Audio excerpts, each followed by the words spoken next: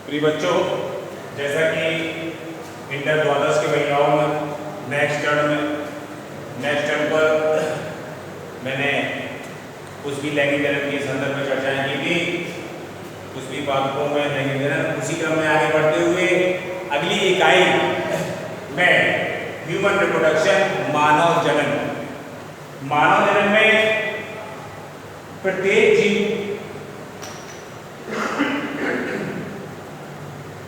निश्चित समय तक जीवित रहता है और जीव के जन्म से लेकर के मृत्यु तक का समय जीव की जीवन अवधि कहलाती है, यानी लाइफ पीरियड कहलाता है। यह बात सामान्यतः अक्सर कुछ जीव केवल एक ही दिन में अपना जीवन चक्र पूर्ण कर लेते हैं, कुछ जीव हजारों वर्ष तक जीवित रहते हैं। किसी जीव की जीवन अवधि भले ही कितनी भी हो, परंतु प्रत्येक जीव की मृत्यु निश्चित होती है।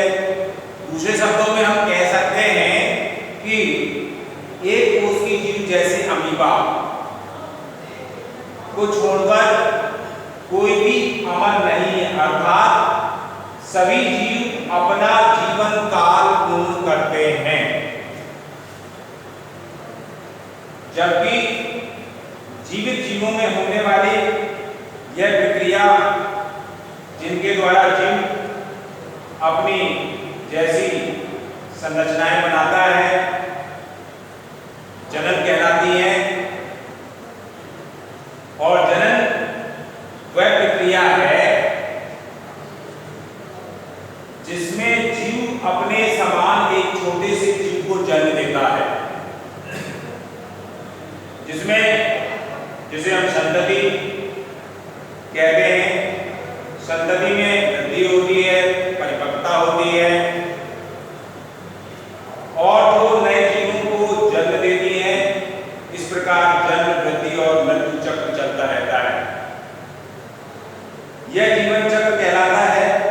जनन द्वारा एक जाति में एक पीढ़ी से के बाद दूसरी पीढ़ी में निरंतरता बनी रहती है। प्रत्येक जाति की उत्तरजीविता ऐसी सफलता पर निर्भर करती है जिसका अंत प्राकृतिक मृत्यु के रूप में होता है। मानव में लैंगिक लक्षणों में जो अंतर है, वाय जननांग पुरुष में शिश्न एवं वृषण कोष होते हैं, जबकि स्त्रियों में झिल्ली सदस्य भग तथा भगशिष्ट के रूप में स्पष्ट लैंगिक विविधता दर्शाते हैं। मानव के जन्म तंत्र में मानव ही अन्य कशेरुकियों की तरह एक लिंगी प्राणी है।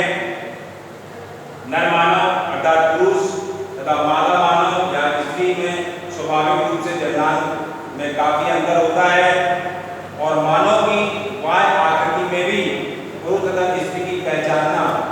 स्त्री को पहचाना जा सकता है। मानव में लिंग विविधता होती है, सेक्सुअल डायमॉर्फिज्म, परंतु मानव में गैर लैंगिक लक्षणों में विविधता के मुख्य अंतर निम्नलिखित आते हैं, जैसे कि स्त्रियों में दो बड़े स्तन होते हैं, दूध ग्रंथियां विकसित होती हैं और दूध स्रावित होता है। पुरुषों में दूध ग्रंथियां निष्क्रिय होती हैं और ये एक है मानव के लिए स्त्रियों की आवाज पुरुष की अपेक्षा पतली होती है।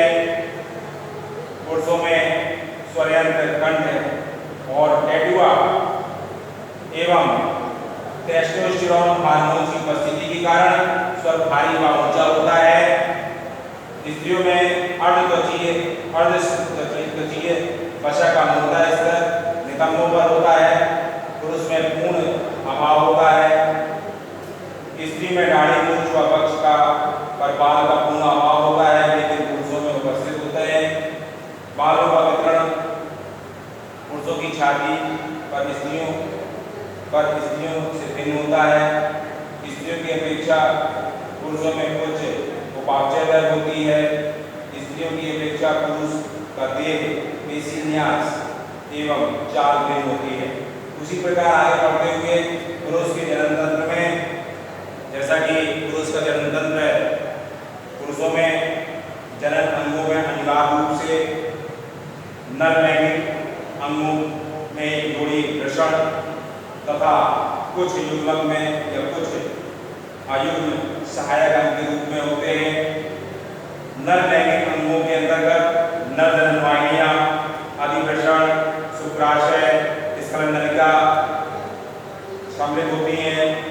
और जैसा कि अयुग्म सहायक लैंगिक अंगों के अंतर्गत वृषणकोश, प्रोस्टेट ग्रंथियां, मूत्रमार्ग एवं शिश्न सम्मिलित होते हैं। जबकि जननों द्वारा स्रावित हार्मोन सहायक लैंगिक अंगों की क्रियाओं का नियंत्रण करते हैं। और जनन अंग मूत्र के जनन तंत्र के अंतर्गत आते हैं, जैसे कि वृषण है, अधिवृषण है, जिसे हम कह सकते हैं टेस्टिस, और अधिवृषण एपिडाइमिस, और वृषण विकार है। अधिवृषण के कार्यों के अंतर्गत वृषणों में शुक्राणु में पहुंचने के लिए यह शुक्राणु को मार्ग देती है।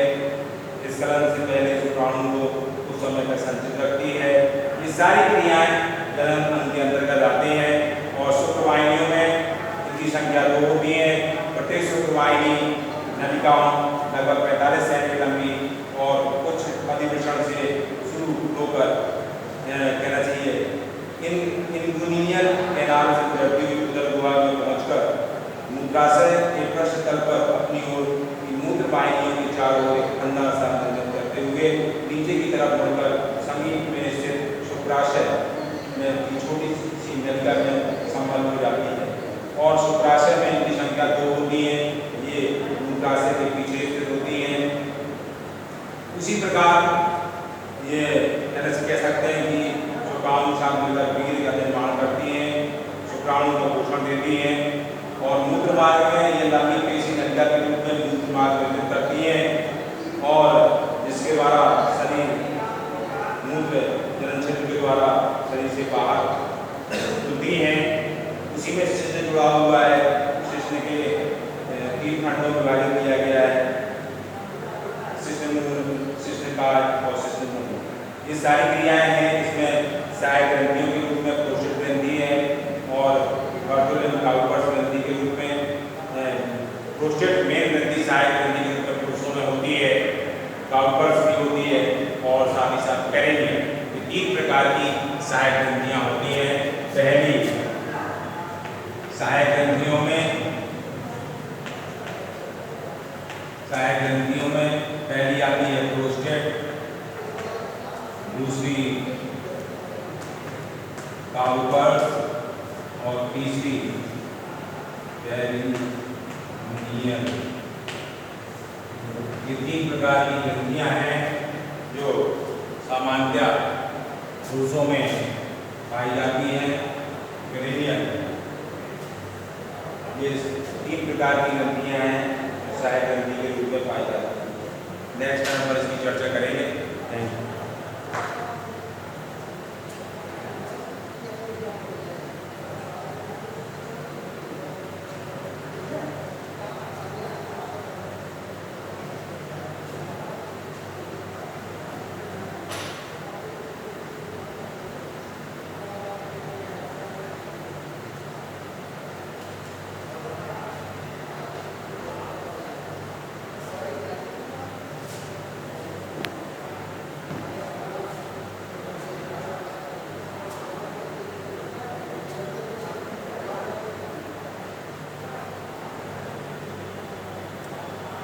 और साथ ही साथ बच्चों ये ध्यान देना है कि इसके नामांकन चित्र हैं, और उन नामांकन चित्रों को नर का जनन तंत्र और मादा का जनन तंत्र, उनके विभिन्न प्रकार के भाग, उनकी सहायक ग्रंथियां, इसमें लॉन्ग क्वेश्चन आता है, शॉर्ट क्वेश्चन भी आते रहते हैं। तो इसकी चर्चा नेक्स्ट टाइम पर करूँगा, लेकिन आपको इन चित्रों के माध्यम से, इनके जनन तंत्र चित्र के माध्यम से आपको समझना है और पढ़ना है, और जो भी मैंने बताया है उसको अपने जो आपने बाजार से बुकें खरीदी हैं, कहना उसमें टेक्स्ट बुक के माध्यम से आपको इसका अध्ययन करना है। Thank you.